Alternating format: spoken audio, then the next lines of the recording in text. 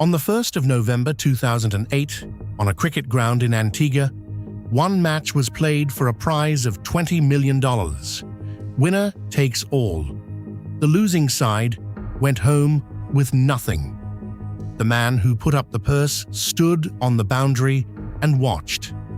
2 years earlier, the government of Antigua and Barbuda had made him a knight. People on the island called him Sir Allen. Forbes had just listed him at number 205 among the richest people in America, with an estimated fortune of $2.2 billion. 3 months later, and the Securities and Exchange Commission walked into a federal court in Texas and said that almost none of it was real. Here is the shape of the thing, and please hold these two numbers apart because the press mixed them up for years. His bank in Antigua had sold roughly $8 billion of certificates of deposit. That is the volume. Of the money that came in, prosecutors would later say about $7 billion had been taken and spent. That is the whole. And here is the part that should make you sit up. The government did not miss this. The agency's own examiners in Fort Worth had looked at Allen Stanford in 1997 and written down in their own file that this was likely a Ponzi scheme. That was 12 years before anyone stopped him. This is cooked books. This is Allen Stanford. Robert Allen Stanford was born on the 24th of March 1950 in Mexia, Texas. Small town, small money. He took a finance degree from Baylor University in 1974 and went looking for something to sell. The first venture was a gym in Waco. It failed. There is no clever way to dress that up. A young man with a business degree opened a fitness club, and the fitness club went under, and for a while, that was the whole of his record. What rescued him was Houston property. In the early 1980s, he made real money speculating on Texas real estate, and instead of buying more buildings, he did something stranger. He bought a bank, or rather, he opened one in 1985 on the tiny British island of Montserrat and called it Guardian International Bank. Now watch the pattern, because it repeats for the next 2 decades.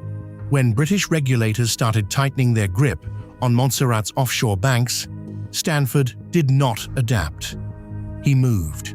He picked up the whole operation and carried it to Antigua, where Guardian International was renamed Stanford International Bank. Years later, a United States appeals court looked back at that move and said out loud what it was for. The relocation, the Fifth Circuit found, served to evade regulation.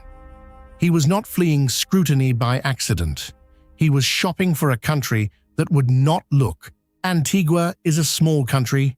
Into it walked a Texan with a bank and a spending habit.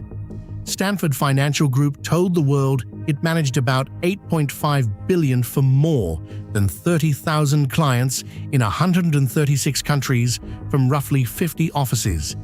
Whether all of that was true is exactly the question. What is not in doubt is what he did with the money on the island. He lent the government of Antigua and Barbuda at least $85 million. He funded a hospital, he owned the newspaper, he owned an airline, he owned a commercial bank, the Bank of Antigua, where ordinary islanders kept their savings. When the biggest employer, the biggest lender, and the biggest headline in the country are all the same man, you do not really have a regulator anymore, you have a landlord.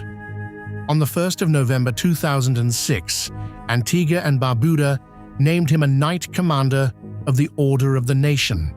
Sir Allen. Then came the cricket. Stanford put his name and his money on the sport across the West Indies, and it climaxed with that single winner takes all match in 2008 for $20 million. Understand the proportion here. Against $8 billion of customer deposits, the most spectacular thing he ever bought cost him a rounding error. It was the cheapest advertising in the world, and it worked. Strip away the knighthood and the island and the cricket, and the business was one sentence long. Give the bank your dollars, take back a certificate of deposit, and get a better rate than any bank at home would pay you. Better and never worse.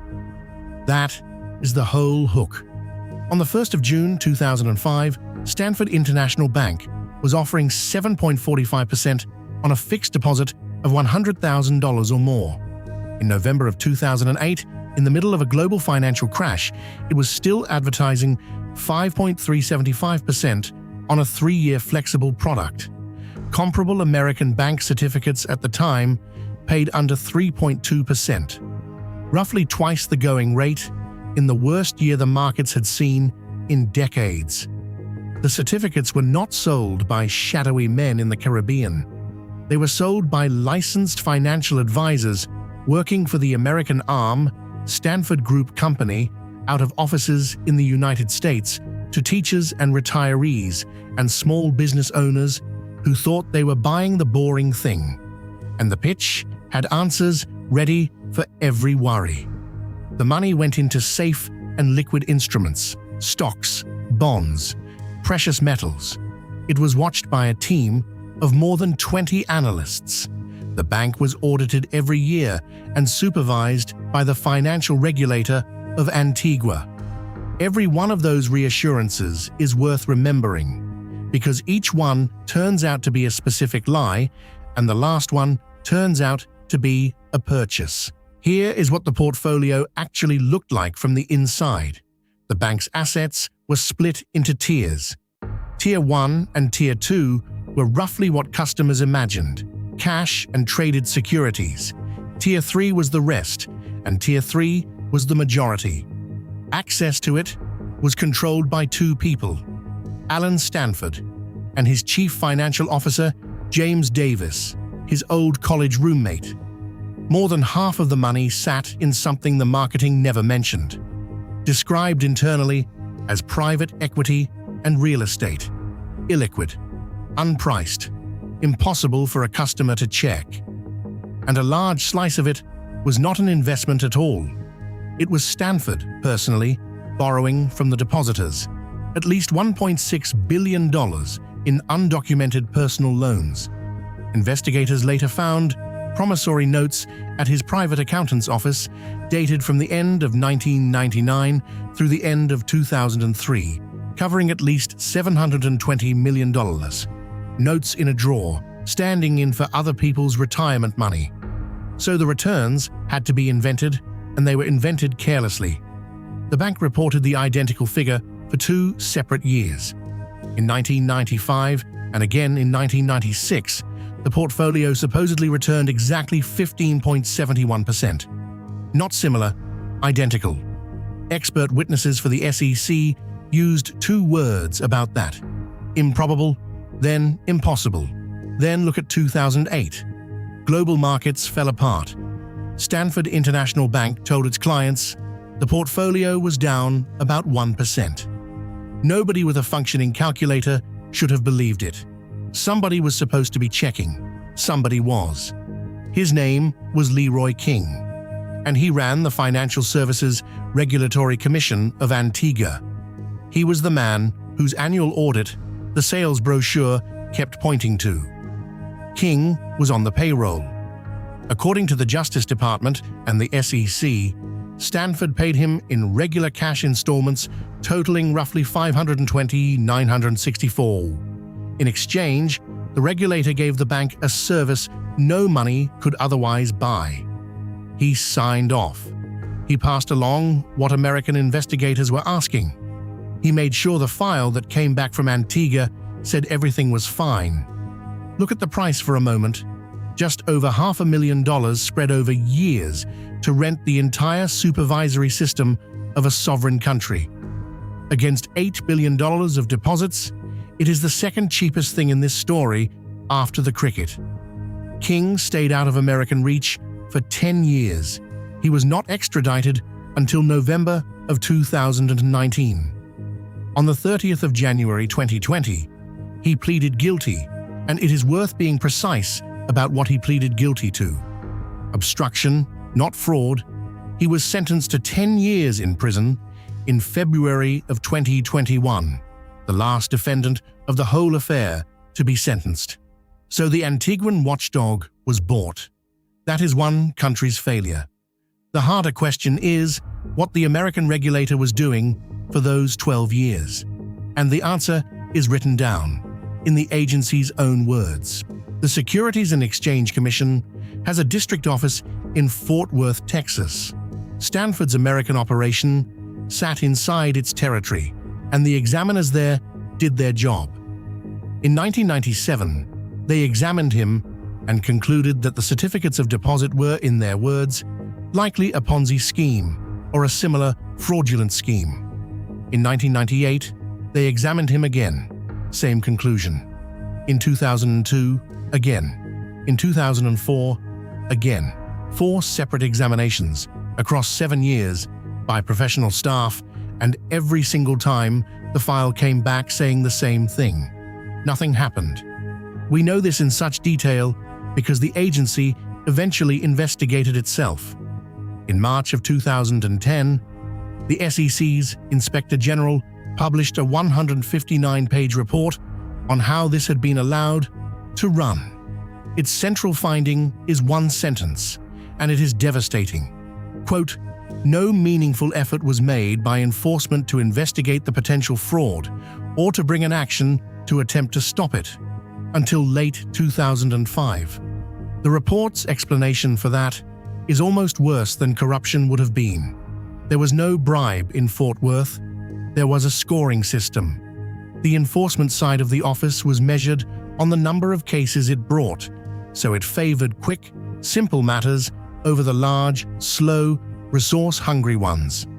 A complicated offshore bank in Antigua was the sort of case that made your statistics look bad. 12 years of warnings, filed, read, and shelved. In September of 2010, the Senate Banking Committee held a hearing to ask how it happened. By then, the money was gone. On the 17th of February 2009, the SEC filed suit in the Northern District of Texas against Stanford International Bank, Stanford Group Company, Stanford Capital Management, Allen Stanford, James Davis, and Laura Pendergest-Holt. A judge froze the assets the same day and appointed a court receiver, a lawyer named Ralph Janvey, to go find what was left.